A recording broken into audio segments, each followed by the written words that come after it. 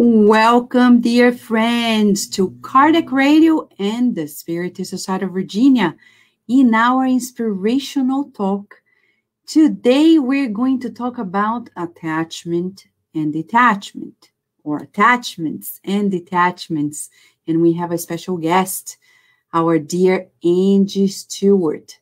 But before we bring her to us, we would like to begin this moment by attuning ourselves ever more with the higher spirits. After all, we're not alone.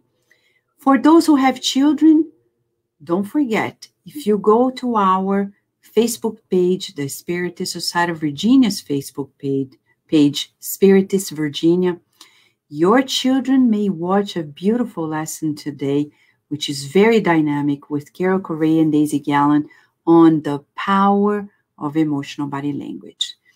And while we are here talking our attachments and detachments, to help us attune more and more with the loving and kind spirits, here we are with our friend Paloma, who will read a message for us so we can get all the more inspired. Hello, everyone. Good evening. We're going to read a message from the book, The Way, the Truth, and the Life, psychographed by Chico by the Spirit Emmanuel. Chapter 13. What is the flesh? If we live in spirit, let us also walk in spirit. Paul. When talking about spirituality, people often complain about the demands of the flesh. It is true that the apostles often spoke about the lusts of the flesh, its criminal impulses, and its noxious desires. We too often feel the need to use symbols in order to make the lessons of the gospel more accessible. The Master himself said that the spirit, as the divine element, is strong, but the flesh, as its human expression, is weak. But what is the flesh, after all? Each spiritual personality has a fluidic body. Have you never noticed that flesh is composed of condensed fluids? Of course, when these fluids combine, they obey the imperatives of life on earth. You have designed this process as the law of heredity. However, this combining process is passive and is not self-determining. We may portray it as an earthly home where the spirit is in command, a dwelling which will take on the good or bad characteristics of its owner. Whenever we speak about the sins of the flesh, we might translate this expression as entailing the wrongs caused by the unevolved condition of the spiritual human being on the planet. Undignified desires, depressing impulses, ingratitude, bad faith, and the marks of betrayal are never the result of the flesh per se. It is essential that people understand the need for self-control and that they awaken their faculties of self-discipline and renewal in Jesus Christ. One of the biggest absurdities that some disciples commit is to attribute responsibility for humankind's crimes and errors to the mass of passive cells that serve the human being, when we know that everything proceeds from the spirit. Thank you, Paloma. And talking about that, let us then raise our thoughts to our protecting spirits, who in the name of God are ready to help us out. Let us feel the presence of God inside and around us, raising our thoughts in high vibrations. I'm going to play some music here, and we can attune ever more inspired.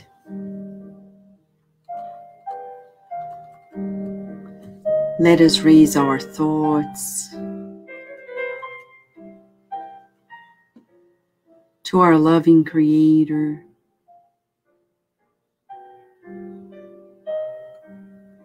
Thank you, God, for the wonders of life, for the majestic nature you've created. including ourselves, and the beauty of life that we discover day after day. Tonight, we especially express gratitude for the power of friendship, as you grant us the opportunity of having our friend Angy Stewart with us. What a blessing. And especially as she prepared a study that we haven't had before. So important for us to cherish our reincarnation in greater quality. But we can't begin this moment without thinking of those who are suffering right now. And at a greater dimension than any of us. We pray for those who are in the hospitals, whether working or in need of help, in prisons. We visualize healing baskets being delivered to each one of them, renewing their hopes, renewing their strength. What a joy to know that you count on us to share what you have granted to us. You're a wonderful God. We're yet to understand fully everything about life, but we rejoice for the little that we know. And may these moments be deeply healing for us, empowering us to be better co-creators. May everyone in our homes, in the incarnate and discarnate realm, feel your loving presence and your unconditional love. May you inspire our dear Angy Stewart as she leads us into new understanding about life. May we stay under your guidance, feeling your protection as you grant us the permission to begin our session tonight. And so be it. Friends, as we prepare to receive Angy Stewart amongst us, we want to start tonight just as preparation. We're going to begin a moment that we call the Spirit's Book Moment. Right, Paloma? And That's right. Yeah. You were there. I thought I didn't hear you. Sorry. Yes, so we yes. want to remind you why we're starting this. Recently at Kardec Radio at 11 p.m., we studied a message by Leopoldo Cirne, who was a renowned spiritist and still is in the spiritual realm. He mentioned to us that it's important to study Kardec's books. And we can't start this study without the Spirit's books. So today here, we're going to study one question before Angy Stewart starts the study of the night. Paloma, please. Welcome, dear friends. If you don't have the Spirit's book, don't waste time. Go get yours. There's the PDF online. It is super important. There's 1,019 questions that Kardec so thoughtfully asked the spirits and brought to us in this. The book is so well organized. Today, we're going to start on part 3 of the book. And the question that we extracted is this: which is the most meritorious of all the virtues? So Kardec, he's asking so many questions. He wants to know, okay, they're good spirits, they're less evolved spirits. How do we progress? Okay, we got to develop our virtues. So which is the virtue? He wants to know. So do we, right? We want to know too, so we can approach life a little bit different, maybe progress faster. And this is what the good spirit says. They told him, all virtues are meritorious because all are signs of progress on the path of the good. There's always virtue when there is voluntary resistance to the allure of evil tendencies. So let us stop on this first paragraph and we'll finalize it. And there are many words here that we need to think about. So voluntary meaning we need to take action, right? It's not being imposed on us. We have free will. We make decisions. It is our choice, and that's why it's voluntary to resist to this evil tendencies, meaning, something that, it's not the right path. You need to make an effort. It's a little bit hard. That's why it's resistance.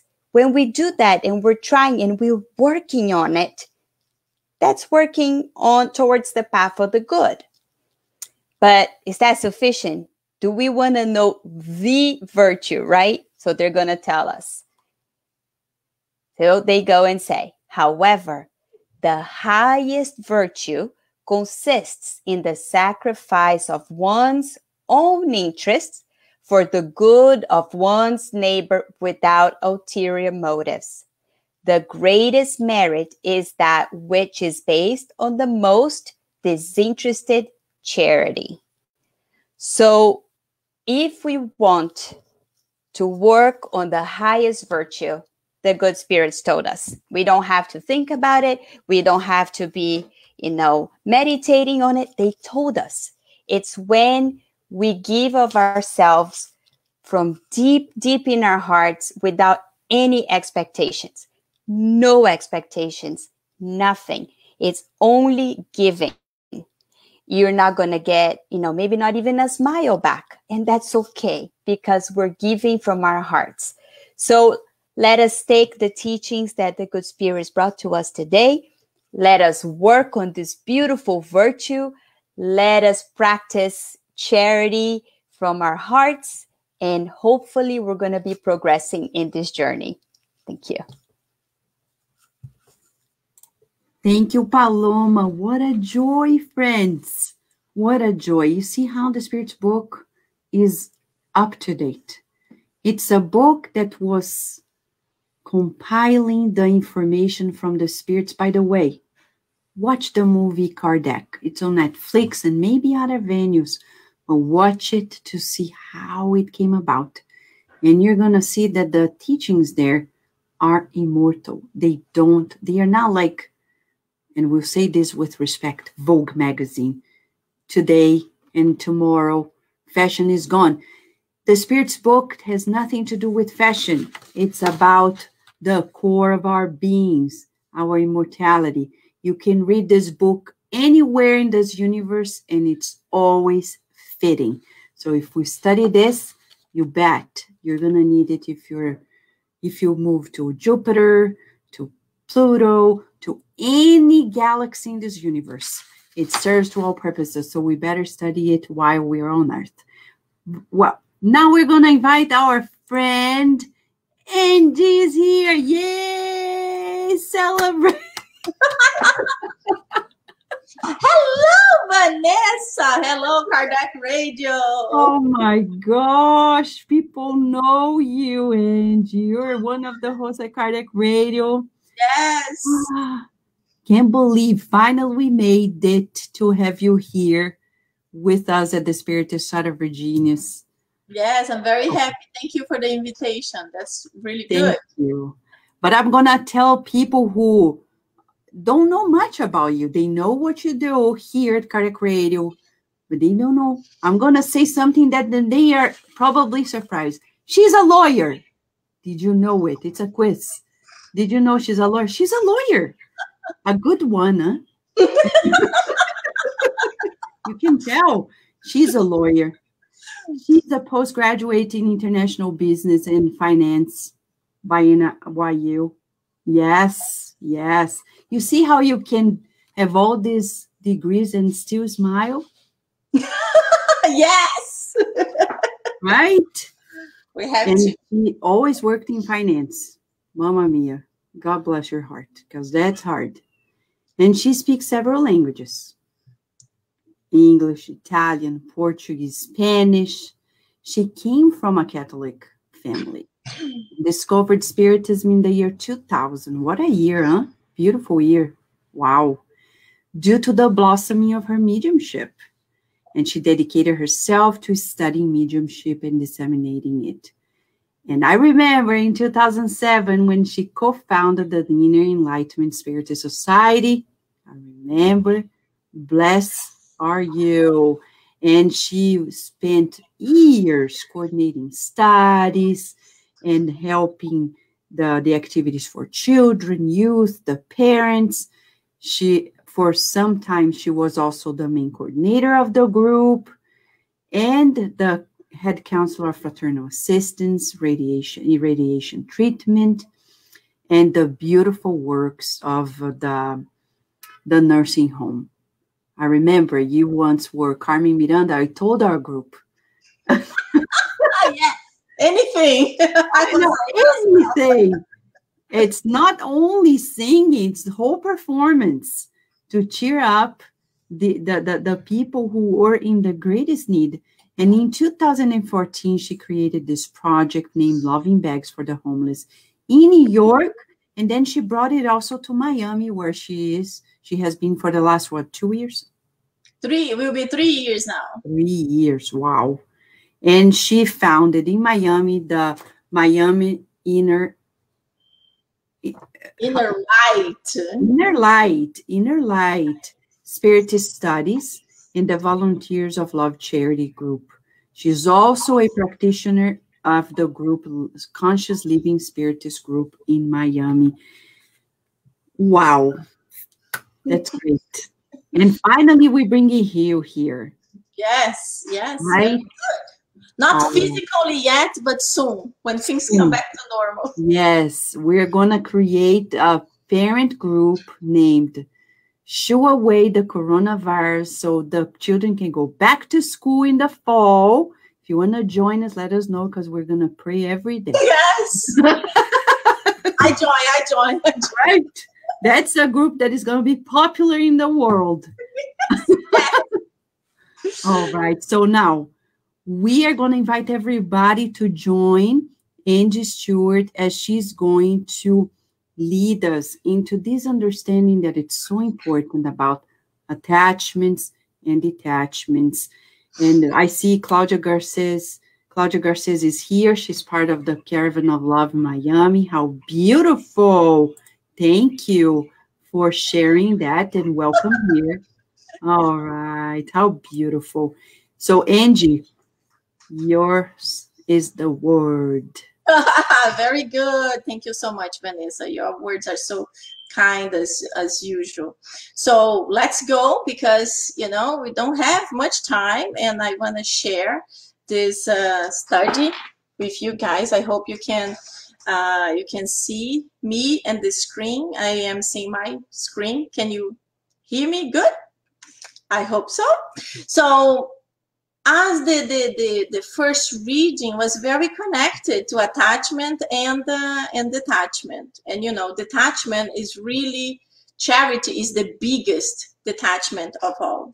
When you really give something that you love so much and you give to someone, this is the real charity. It's not when you have a dress that don't fit you anymore and they're like, okay, I'm going to give and I'm going to be charitable. It's very different. So let's go over the slides. And the way I created this lecture was really collecting a bunch of stories. So we can see through examples of other people what they did and what we could do. So how could we improve also? So hopefully I can tell all the stories. The first story is of this man that he was really an angry man, and he was attached to hatred, to anger. He was attached to all kinds of negative feelings. And for him was very difficult to connect with society. So he had all these difficulties with people. So he averted himself from being with people. So he enjoyed a lot being alone. And in his mind, that was the best thing to do, to live alone. And one day he's walking and he loved the night, because the nighttime, there was nobody on the streets. So he's walking on the streets, enjoying the moonlight, when suddenly a woman bumped onto him. And immediately his anger came out. And then he told her, really angry, saying, "What are you doing? Haven't you seen me here? How do you do this type of thing?"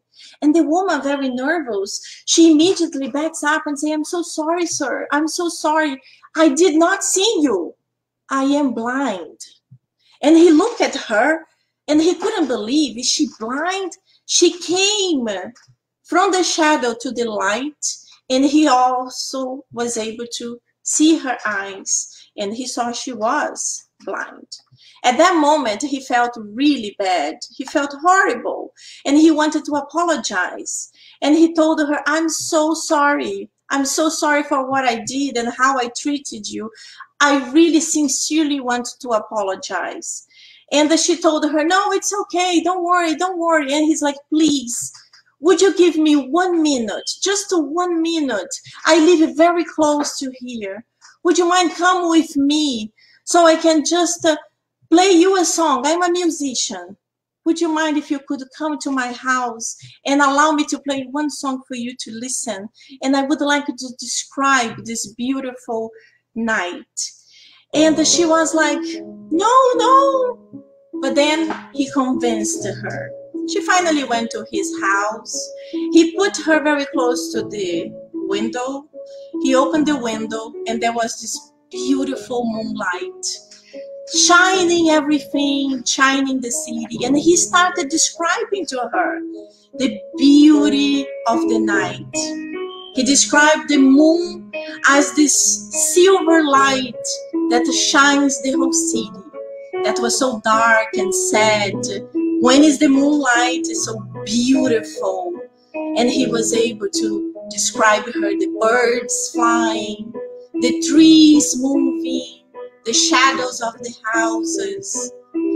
And the woman who had never seen anything because she was born blind, she started imagining all this beauty that he's describing and playing this magnificent song. And she cried. She cried and she told him that she had never seen. But at that moment, she was able to see what he was describing. And he also cried, because he had detached himself from people. In his mind, every single person was bad. And every single person was happy, and he was the only one unhappy. But when he met this woman, he was able to see that he has eyes to see, and she never did. So he was happy to be able to provide her few moments of being able to see. So in that time, in that moment, he connected with love and compassion and disconnected with his hatred and aversion to people. So this is Ludwig van Beethoven. So with this beautiful story and beautiful music, we have to stop the music. And we are going to start talking about what is attachment. So there are many different theories. I just took one, very simple. Attachment is a deep, enduring emotional bond that connects one person to another. And then I added sometimes one person to an object. across time and space. So this is from Ainsworth, 1973. So attachment is this need of a unilateral possession. This is mine. So we have this. Maybe you're thinking, no, I don't have it. We all have it, thank God, in different levels and to different things, but we can be attached to all those items. People, material things, situation, places, and times. And when we get attached to this in a negative way, in an exaggerated way, they imagine the relationships, people becomes jealousy. The wife that cannot go to the corner without the husband calling and knowing what are you doing, who are you talking to. Material things, people that really give so much attention to things, they cling to that. And we know through many mediumship meetings and also to mediums books that people can connect to things and they are not be able to evolve as they should. We know that sometimes people discarnate and they get attached to their home. So they remain there instead of evolving. Situations that were negative and we can't forgive and we keep thinking over and over and over instead of detaching from that, forgiving and evolving. Places, a beautiful place that you used to love and then suddenly something bad happened and you connect that beautiful place to something bad. Or times, there are so many different times, and it will be always times that we will have some kind of negative thing, some suffering. But as Chico Xavier told us, everything passes, good things and bad things. So thank God, everything passes. And because of this, let's go to the law of preservation. We go straight to the Spirit's book, question 712. Why has God attached an attraction to enjoyment of material things? The Spirit's answer, to excitement to accomplish of his mission. And next, to try him by temptation. So we get excited to do something, we want to do it, but we need balance. If we don't have a balance, we get too connected to it. And then we want more and more material things. And this is the danger.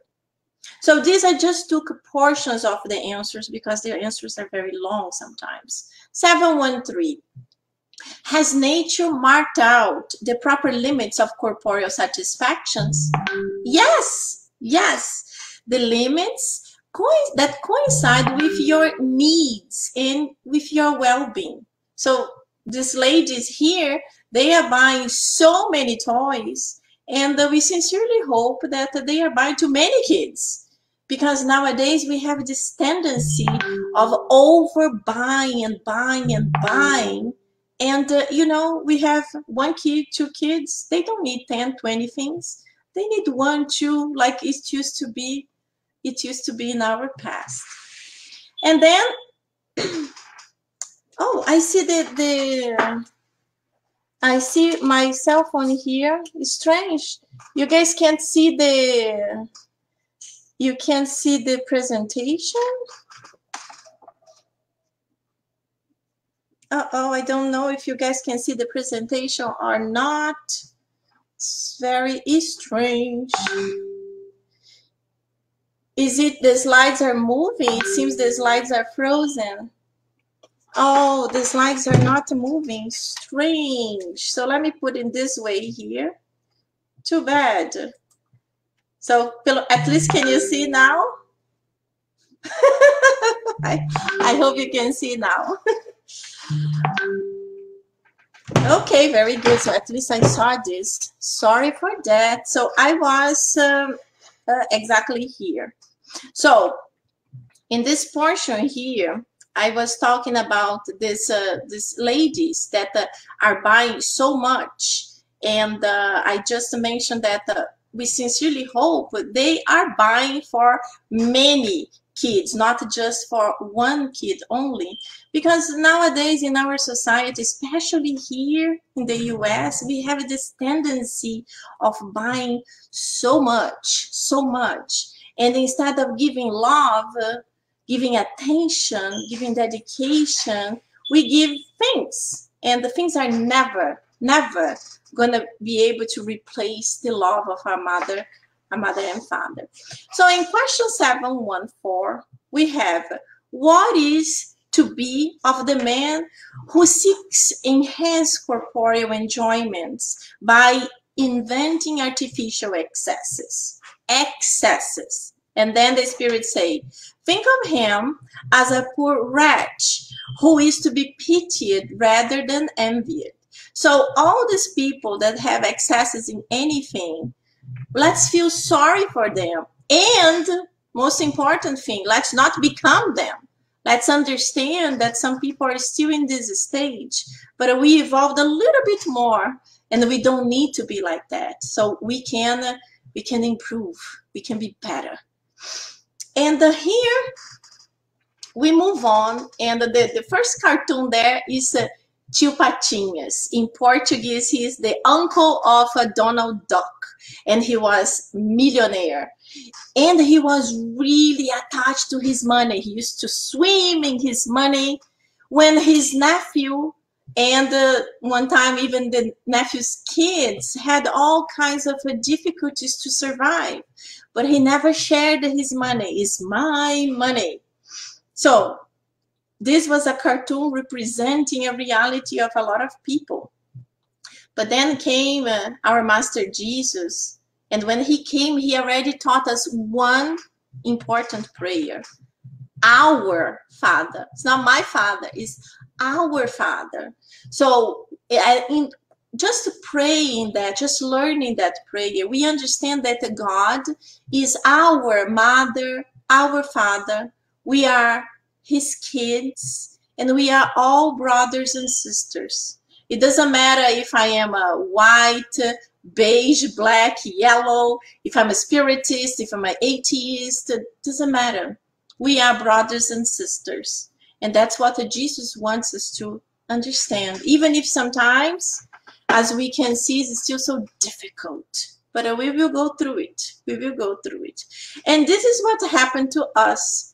We are me, my body, my parents, my family, my house, my. And everything is temporary. This body is temporary. It's going to die. Another angel will come in a much better version, like Benjamin Franklin said in his lapid. Will come later on. And everything, we borrow. You know, our kids are borrowed from God. I am the mother in this lifetime, but he is not mine. He is a child of God. So we have to do our job. That's educate, to help him to progress. So we progress together. And there's so many other things that we have in our minds. And one thing that my husband made me see was that I live in the United States. My sister lives in Spain. And sometimes when we were on the phone talking about our parents who live in Brazil, we used to be on the phone. It's like, oh, today I spoke with my mother. Have you talked to her? And then she used to answer, no, my mother didn't call me for a long time. And then I go and like, but my father, whatever. And then my husband finished, and my husband came and said, you were talking to your sister or to somebody else? I'm like, no, to my sister. And he was like, but the mother and father, I think it's only one for both of you, isn't it? You should say yours. You should say our. And then I had like this wake-up call. Like, it's like crazy. I know it's just a silly little thing. But why me and her? We never said our mother. We always said my. So it's just like a crazy thing for us to think about. And we can think about many of these other items that sometimes we also have these attachments. And, you know, when it's something light is okay, but when we really attach, it's not good. It can be difficult. It can be sickly for us. We need to learn how to evolve, how to move on. And then I found this book. I actually found this book. And it's very small, very simple. It's not a spiritist book, but it talks about the energy, talks really about the beautiful things, like simple things in the house that we can do to make the energy to flow. And one thing that's very funny that she talks, and I related, was that she said some people have a closet full of clothes. And sometimes they want to go to a party and they say, oh, I have no clothes to go to the party. But why? Because you have things there that are stuck there for such a long time. And the months pass, sometimes years have passed. And you didn't use that. So nowadays, if I don't pass 1 year and I didn't use that, poof, it's gone. And I give to someone else. You know, there are so many places that you can donate things. You can even give to Salvation Army, but if you know someone that would make good use, so give it. So when we are removing things that are stuck in our home and we don't use, we are creating space, we are creating open air to good vibrations, and you are also helping other people. So this is very good. You do this recycling energy. I'm not talking about the charity here, because as we mentioned in the beginning, real charity is when someone needs something and you give that thing that the person needs, not that you want to get rid of something. That's very different. Even if it's indirectly, it could be some kind of charity, but this is not the real charity. So this book is really nice. Now I'm going to show you quickly these amazing examples of people that touched my life in many different levels. We don't have time to go through every single one. You can read a little bit about it, but there are 4 examples just in this slide that we should talk a little bit. For example, Gandhi, he was able to free his country and his people in a peaceful way. He organized thousands of people to march in peace, resisting violence. Many times he also went on hunger weeks, not days, weeks, because he was trying to get India free from the United Kingdom. And then he finally was able to get it. We also have Martin Luther King in 1964. So you see, it's not such a long time ago. In 1964, the situation in America was very, very difficult, much more difficult than now. And Martin Luther King always had these beautiful words, these beautiful speeches, telling everybody that we are brothers and sisters. We still couldn't understand it. But in that time, he already knew. Doesn't matter the color of your skin. We are all equal. We were born naked, we will die naked. So what matters is what is inside. So he had this beautiful example to help us to continue fighting against these inequalities, racism, but in a peaceful way. And then we have Nelson Mandela that also did the same thing. He spent 27 years in prison. When he left and he was elected to be president, everybody thought he was going to do a revolution because of what he lived. And he said, no, we are going to learn how to live in peace. We have Dalai Lama, who also, his country suffered so much with the invasion from China, but he has this loving soul, and his country is so peaceful, Tibet, and they continue resisting in a peaceful way. So these are examples of people. They are really, really detached from all these negative things, and they are so much more connected with love, with peace, with beautiful sentiments that sometimes is very hard for us to still understand. Put yourself in their shoes. Would you be able to do it? Maybe we could do something, but to be these amazing examples is not easy. But it doesn't matter. We all have different ages, and we will reach there. We will reach there. We will arrive in our adulthood, spiritually speaking. But we have to understand there are still children coming, spiritually speaking. So we need to develop our patience, our compassion, because one day we will be closer together. One day, not now, but everything that happens has a purpose. So we are evolving. We are evolving together. Even through pain, these painful things happen to, it's like a wake-up call, making us to see what was always there, but sometimes it was veiled and we didn't see it properly. So now we are understanding it better and we need to talk about it. So this is the beauty that we have in any kind of evolutionary process. There is always pain, and that's what we are going to talk about right now, the law of destruction. So when we talk about law of destruction, it's like it's so bad. Why did God do that? So we go to the Spirit's book again. Spirit's book is the source. We have to use it. It's beautiful. So in the question 728, is destruction a law of a nature? And then the Spirit's answer, for what you call destruction, it's only a transformation,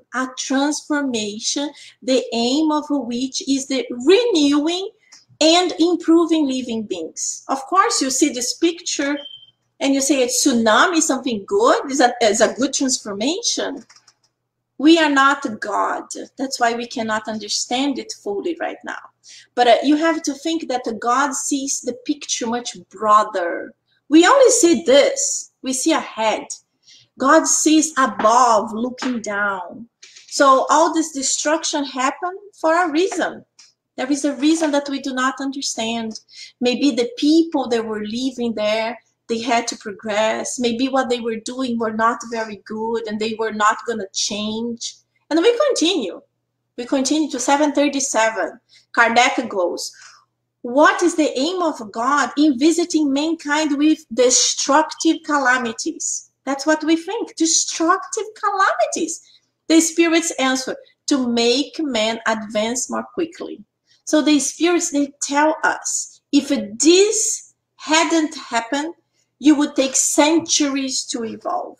When a calamity happens, we are able to stop looking like this, because we have this tendency, and we look to the sides. When we look to the sides, we are able to see that I have a neighbor that is going through a difficult situation. So I maybe should offer myself to help. I see here, there is a friend of a friend who is going through terrible things. So maybe I should offer my help. And of course, there will be people that will help you too. So through these difficult times, we change in a faster way. And if it didn't happen, if it hadn't happened, we would continue sitting down in our chairs, changing the channels, living in the same way. So the last question, in what way can Spiritism contribute to progress? By destroying materialism. Destroying materialism. Yes, materialism in many aspects. And one of the aspects is imagining this is the only life. Imagine, oh, I have to do all these crazy things because we only live once. I love to tell people, no, honey, I'm so sorry, but you don't need to believe it. I know you will come back. You will come back many times. Even if you want to believe or you don't, when you arrive on the other side, you will understand. So whenever people are able to open up their minds and understand, after this lifetime, you will come back again and again and again, things will start changing. And the other portion is important for the moment we're living right now. By destroying the prejudices of sects, castes, and colors. As I mentioned before, we are all brothers and sisters. But yes, the society imposes certain things, and then we start looking at others different. Yes, maybe because of the color, but also many times in the past, especially because of religion. Nowadays, because of politics, we have seen so many friends that had different political views, and from being best friends, now they hate each other. So, you know, what we're talking about is not just about the racism of color, but it's so much broader. And we sometimes we don't see it. So that's the things that we have to learn how to detach. We have to detach from all this negativity, from all these negative things, and connect with love, with charity, with forgiveness. And I want to give you 3 stories. Too bad my slides are not working, so you cannot have the aha moment. But this, as you can see, is a story of a monk that was extremely detached.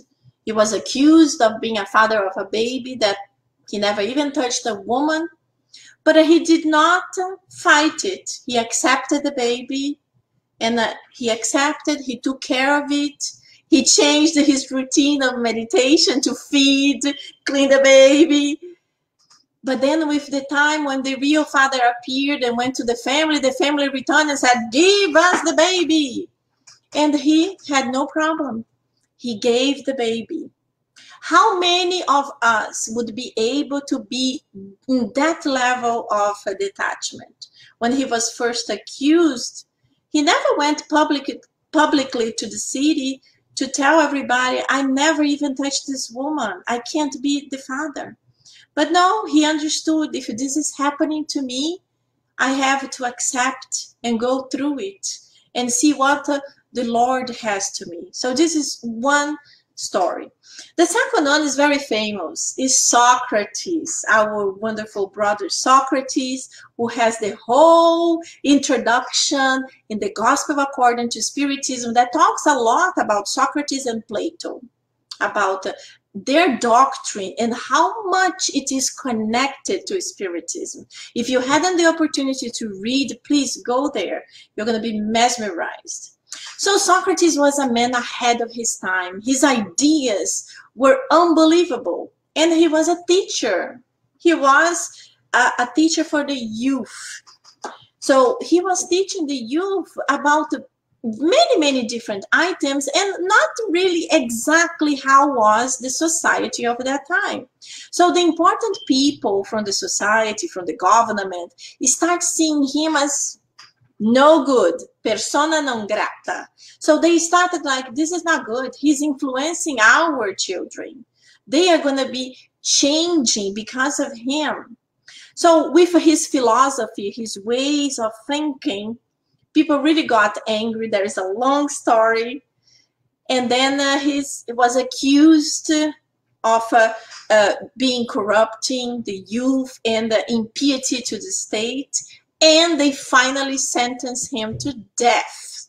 So he had to drink cicuta and die. But he was very famous and very loved, very much loved. People paid the guards so he would be able to escape in the silence of the night, to run away and not die. But Socrates said, no, I can't accept it, because nothing is going to change in me. I'm not going to change. Socrates will be Socrates wherever he goes. So I have to be here. I have to face it. And then he says this funny answer to the 500 judges that accused him of so many things. He tells them, "Noble Athenians, I'm very sorry for you. Socrates will soon be with the gods, the diamonds. But you will stay here, suffering with other mortals. However, I have even worse news. You will be without the thoughts of Socrates." So Socrates was detached of all these issues, all these problems. He was detached even from when the Oracle of Delphi told him, "You are the wisest man that ever existed in Greece." He was like, no, honey, I'm not. I'm going to find who he is, but I'm not the one. And he was not attached also to the sentiment, the feeling of being afraid of dying, because we all are afraid of death. Even if we believe so much there is life after this physical body, we don't want to go. We're like, okay, like Divaldo Franco, he always says he's 93 years old nowadays. And he even say, if you can wait a little bit more, it's good. I'm doing fine. So we are like that. But Socrates said, no, it's fine, no problem. You will kill this body, but I will wake up tomorrow in the other side, and I will be in a much better way with people that understand me. So that's how he was already a man ahead of his time. So this is a beautiful detachment story. Then there is this funny one from Raul Teixeira, the very famous medium from Brazil. He was a professor in a university. His salary was not the best salary, so he was like fighting for better salaries. But then his spiritual guide came and told him, no, stop everything, because in a past life you did not work, so in this life you will. And he was like, what, Camilo? And he said, yes, you don't know yet. But in this life, you were put in this condition because God is so good that allowed you to have a job and a salary. So be thankful for that. So he learned that he had to accept it and go through his life and not to fight anymore so the others can do it, but I have to be careful and take myself away from this.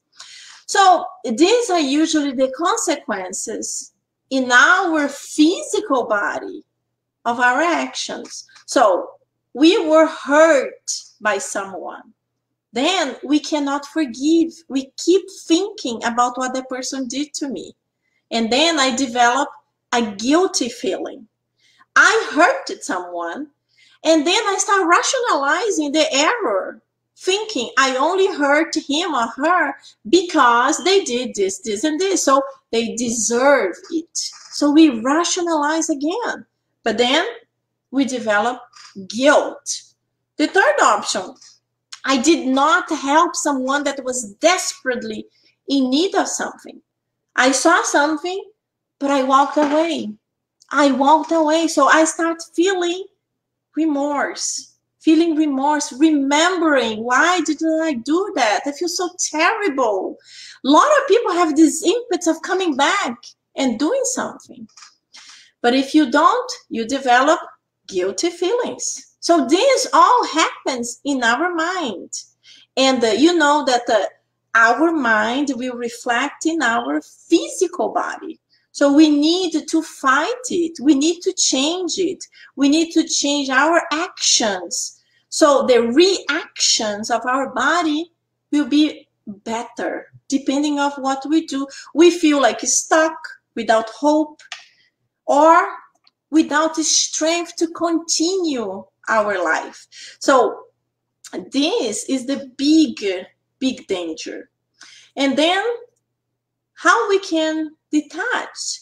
So there are so many ways that we can practice this. These are only 7 that I imagine can help us. You know, practicing living with less. As I mentioned in that book, you don't need 300 dresses. You are one person. Practicing focusing on what really matters. You know, what really matters in this time of pandemic, living in a house, we cannot get out. What can we do that's very important? You know, you have your family you love so much and you never spend time with them because you live far away. Why don't you take the opportunity now to do a video call? Call your mom, call your dad, call that sister or that brother that you don't have a great relationship, and just say, hi, I miss you. You know, there are things that we can do to change things, little things. You don't need to do something gigantic, but little things can change so much. Understanding we all commit mistakes. We are no angels. We commit different mistakes. This is the important thing. We all commit different mistakes. So maybe I commit a mistake that Vanessa would never, ever have done that. But maybe she has something, it's a little thing that I wouldn't do, and that she was tempted to do. So we are all different, and we are evolving. That's the beautiful thing that the Spiritism teaches us, that we are constantly evolving. So if we fall down, don't worry, stand up, raise, and walk ahead. and see what you have to overcome and how you're going to do it. So we continue. Better yourself first. Don't point fingers. Like many times when we listen to a lecture, we say this lecture would be perfect for that person. No. If you are watching this lecture, it's perfect for you. So take this opportunity to focus in everything. Try to grasp everything you can improve from that. And yes, if it is so good, share with somebody else. But whatever you are doing at that moment is important for you. Think about yourself first, improve yourself. Then you can help the others. It's almost like when you're in the plane and they tell you, oh, if the mask of gas falls, put in your face first. Because if you go to help your child, when you're going to put in yourself, you're dead. So do that. Help yourself, and then you can help others. Donate yourself, practice charity. I don't even need to tell you, this is the most important thing ever. When we are practicing charity, we are able to see that my life is here, but we see around ourselves. We see that we have problems, but there are other people with many other problems. Exactly like in the beginning of the lecture, when he was able to see that the woman was blind. And he thought he was the most unhappy man in the world, but he actually saw there was somebody else with problems bigger than what he had. And that's what charity makes us to see the other, to understand the problems exist, but we can always overcome. And when we help others, we focus on the others. We don't focus on the problems we have. So with this, we are able to evolve. Remember, everything is temporary. As Chico Xavier said, everything passes. The good things and the bad things, they all pass. And love. If we learn how to love one another, this will be amazing. But love, really, I'm not talking about love, husband and wife, boyfriend and girlfriend. I'm talking about the universal love.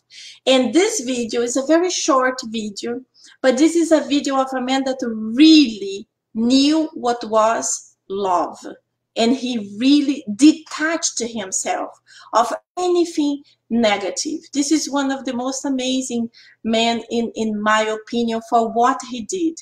So he started this when he was just 28 years old. And with this, I will end the lecture. Let's just enjoy it. There are some stories which we're not only an audience to, but may become their participants.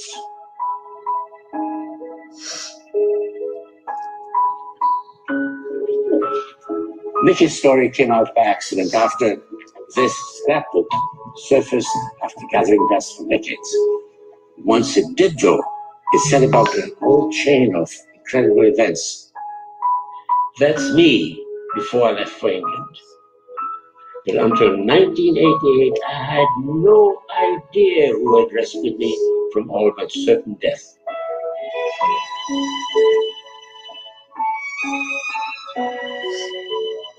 It was this old man who had saved my life and that of...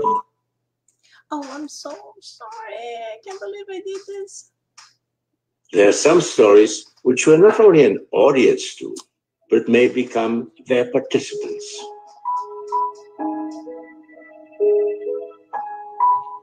I have to go back, so sorry. Nicky's story came out by accident after this scrapbook surfaced after gathering dust for decades. Once it did, though, it set about a whole chain of incredible events. That's me before I left for England. But until 1988, I had no idea who had rescued me from all but certain death.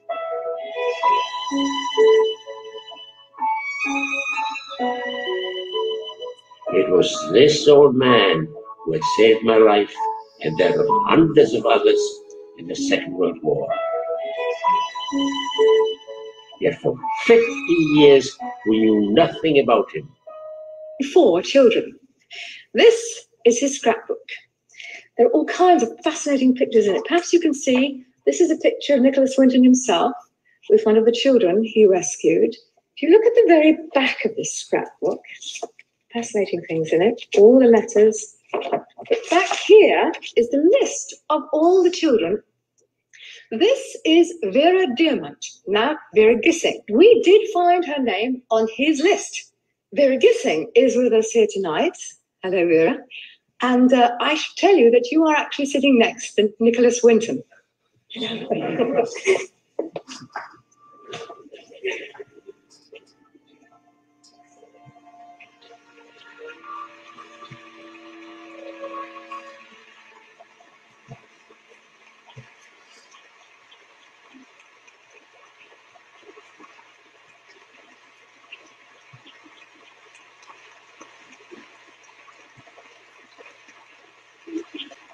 you. I wore this around my neck, and this is the actual pass that we were given to come to England, and another of the children that you saved.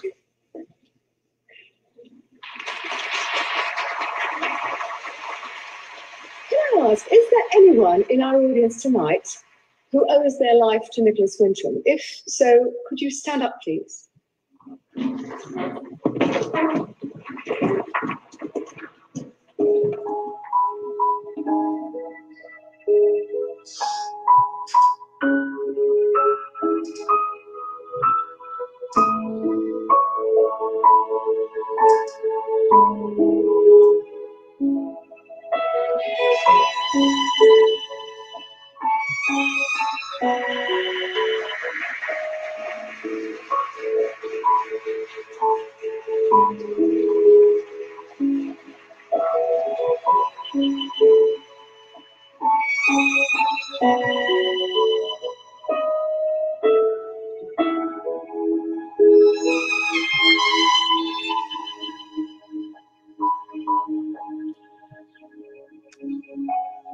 Everybody has to learn to live with everybody else, regardless of creed or religion. I never thought what I did 70 years ago was going to have such a big impact as apparently it has. And if it has now got a story which helps people to live for the future, well, that will be an added bonus.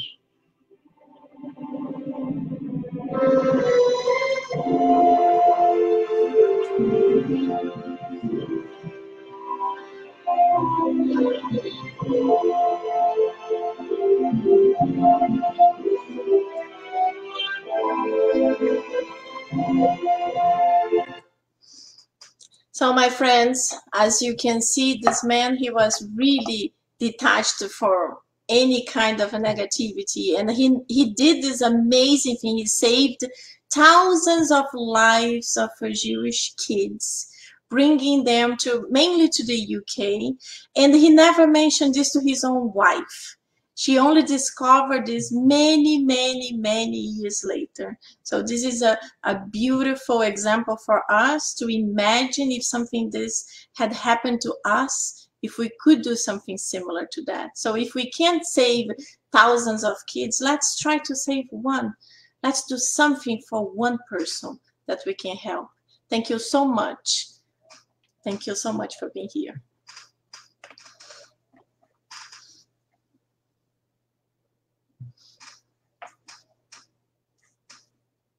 I cannot hear you, Vanessa. But I know. The microphone. All right. So it's so moving to see the story. It's a big reminder for us. It's a big reminder of the choices we make and how we can really think of the general good first, right? As you said, without judgment, because we don't know what people really go through in their lives, but we need to help out those who are in the greatest needs, which is so evident. Thank you. I don't know if people have questions, but I'm going to bring Paloma and Luciana before we do the passes, just so we wrap up with a little bit of the highlight that I think it's good if Paloma and Luciana bring their highlights that they want to emphasize about the lecture that you gave, Angy. Paloma, would you like to share something? Yeah, I mean, if we had to say that, the good spirits know why we picked the message in the spirits book, it wasn't planned at all, my friends. If you believe us, not by us, right? It was planned by the good spirits to really reinforce to us the importance of detachment. Charity being, the effort of altruism, dedicating your time to others without anything back is the way forward for us. And I was very touched by that video, Angy. So thank you so much, because in times that we are tried, when things are good, we tend to be good, right? The question is, how would we react when we are in difficult times? Would we, we're hungry. Would we get a piece of bread and share? That's the question. And we see this amazing, amazing people that have been living with us in our current time. And it's very inspirational for us to continue on the path of the good. So thank you. I got very emotive with that video, and I appreciate that very much. Thank you, Paloma. Luciana. Yeah, I want to say thank you, Angy, for sharing, bringing this spiritual book with other philosopher that it comes about to bring all the good, right, about spiritism, about life, and especially that we're living through this pandemic. Is very important when you mentioned that now that we are going through difficult times, we are able to take the look just straight ahead and see the neighbors around us. So it's so beautiful and very touchy when you said that we can look around now and see my neighbor that is in need and how can I help them. And again, like the good spirits always know ahead. They are looking for above. Jesus is looking from the top, and they know everything that is happening. Is even we see today in our study group with everybody, they plan everything, and everything just fit perfectly together. So we just need to be good in our virtues, putting the charity hat away and start helping people and learn how to detach, because we really do not need a lot of things. We just need to be more simple in our lives. And the pandemic just came and brought to us this beautiful reminder that what is very important to us, our priorities, is now changed again. So it's very interesting, this talking and everything. Yes, and it goes hand in hand tomorrow for those who are watching us and are here, local, Washington, D.C., Northern Virginia area. Remember, we are going to be at the SSVA parking lot like we did last Saturday from 11 a.m. to 1 p.m. Of course, everybody, masks, gloves, everything. You come, you'll see there'll be signs where you can stand. We're going to make sure that we have measured 6 feet apart, but we're going to see each other. You bring your donations. It's the food drive, because there are people who are in greater need than ourselves. We have contacted several organizations that we have worked with for several years, and the Spirit Side of Virginia is extending a hand to them to help those who come. Shelters, people who are in prisons, people who are in receiving donations from food pantry locally. You bring your items. It's hygiene items and food. You can go to the website ssvirginia.org to know more about it, or send us an email. Even at cardiacradio@gmail.com, we're going to give you a word from 11 a.m. to 1 p.m. And the treat, what is it?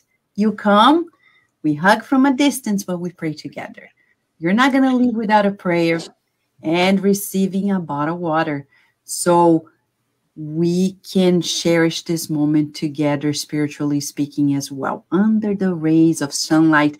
We don't have an avocado tree, but we have beautiful pine trees around that are going to be our way of receiving this beautiful spiritual food as well.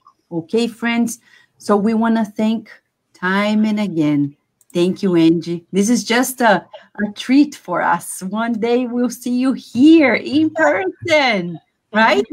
Yes, yes, for sure. Thank you so much. It was a Crossing pleasure. our fingers very soon, sooner than later. So thank you again for this beautiful study, for the depth of it, for the extent of it all. And we hope this can inspire us to really walk the talk. Okay? Now we're going to wrap up with Luciana leading the passes, followed by the final prayer. So, dear friends, let's close our eyes and soak in into this blessing and teachings that we learned today. Let us breathe in and out, feeling the good vibrations, feeling that we are loved and we are cared for.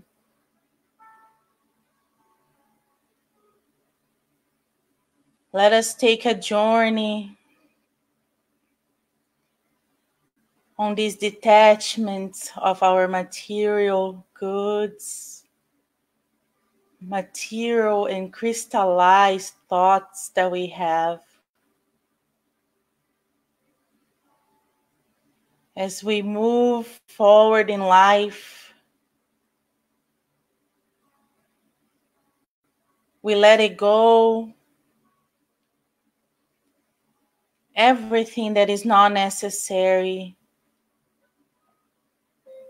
for our spiritual life.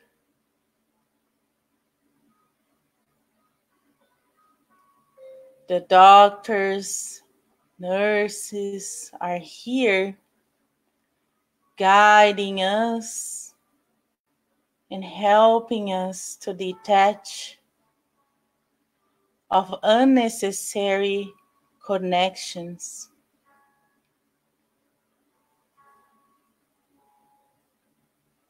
We feel lighter. Even the air is lighter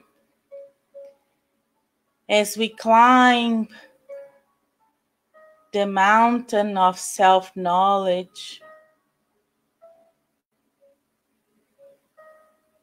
We are on the way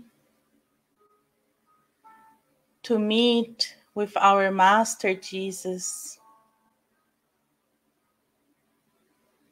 He is there, shining like a sunlight, waiting for us as we climb this mountain and let it go of everything that is holding us down.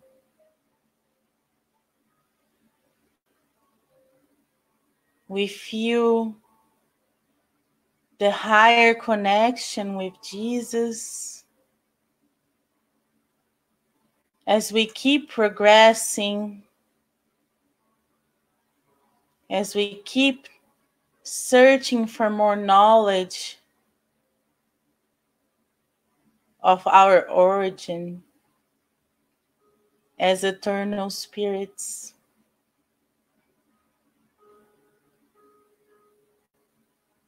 And we feel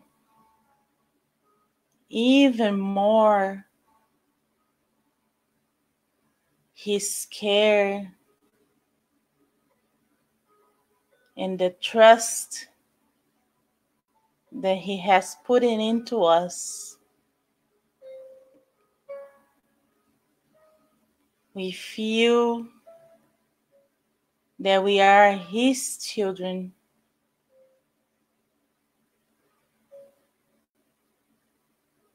And as we receive this loving treatment,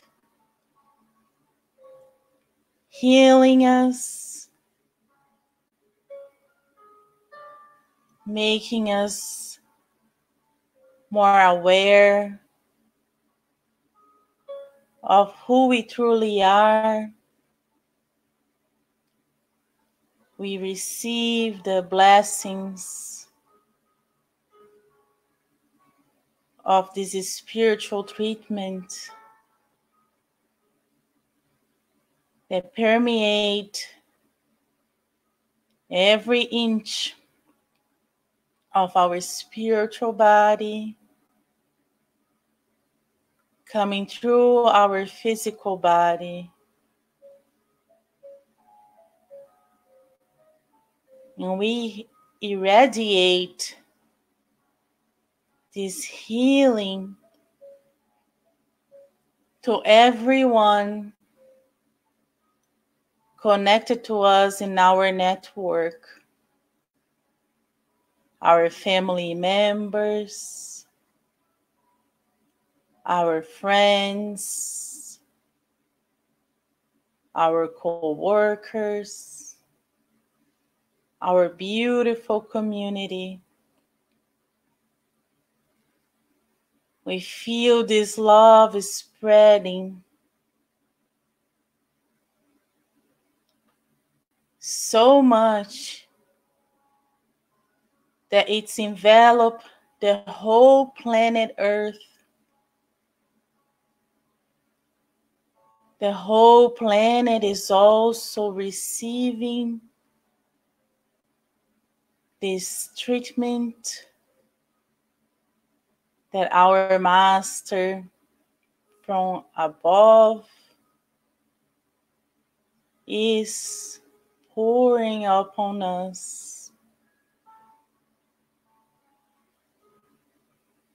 We are all immersed in His love, and we feel better and better. And as our planet is irradiating this light, our whole galaxy also receive the benefits of this healing. And we breathe in and out again. And we start to coming back to our homes, feeling lighter, feeling all the blessings that we received through these passes. We feel one with the Creator and detached of everything that holds us down.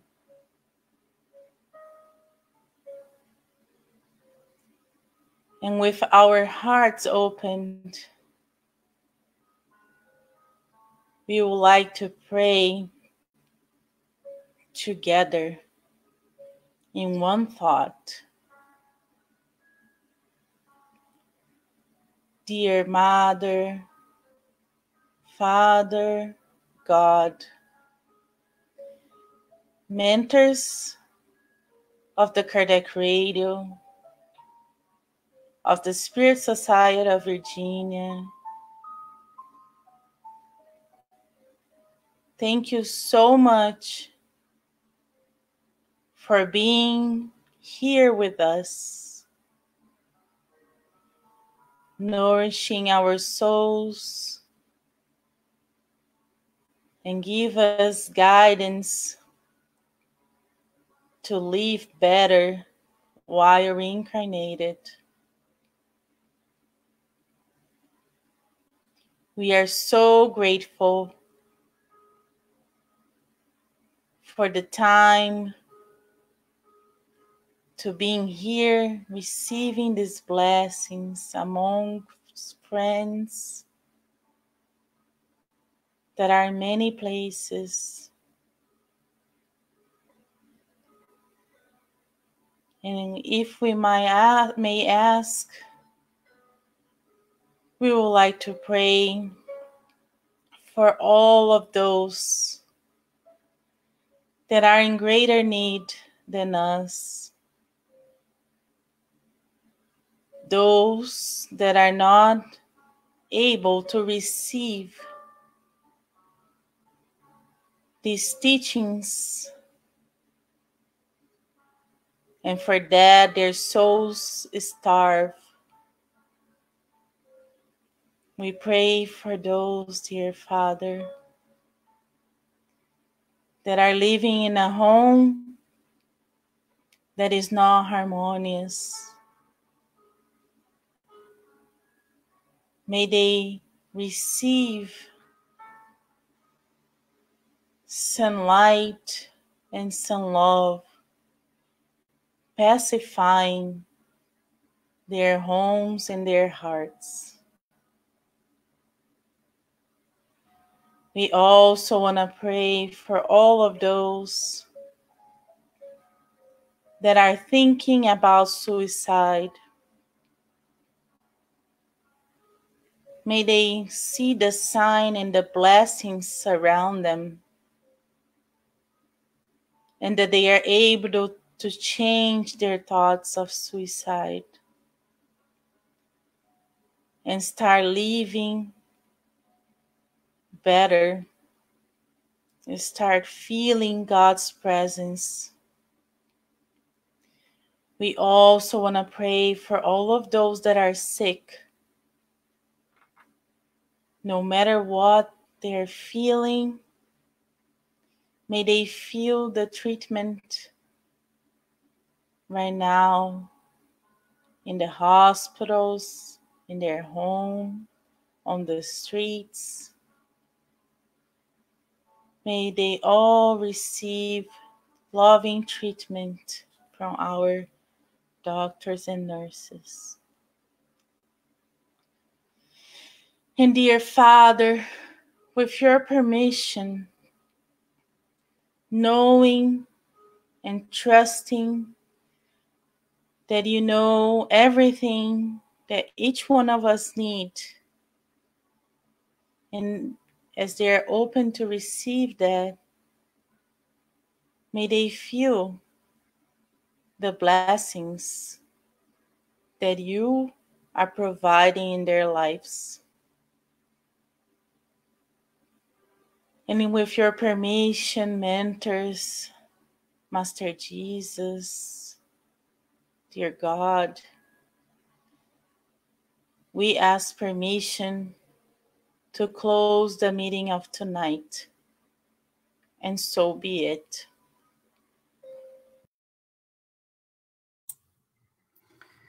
So we want to thank Angy, we want to thank Paloma and Luciana for joining us, and I want to thank all of you for being here with us. If you have any question or any particular need that regards, that's something that we can help, write to us at kardecradio@gmail.com, and we will reply to you, extending our hand. And if you want to help in the food drive tomorrow, come on over here at the Spiritist side of Virginia. Thank you, friends, and until next time.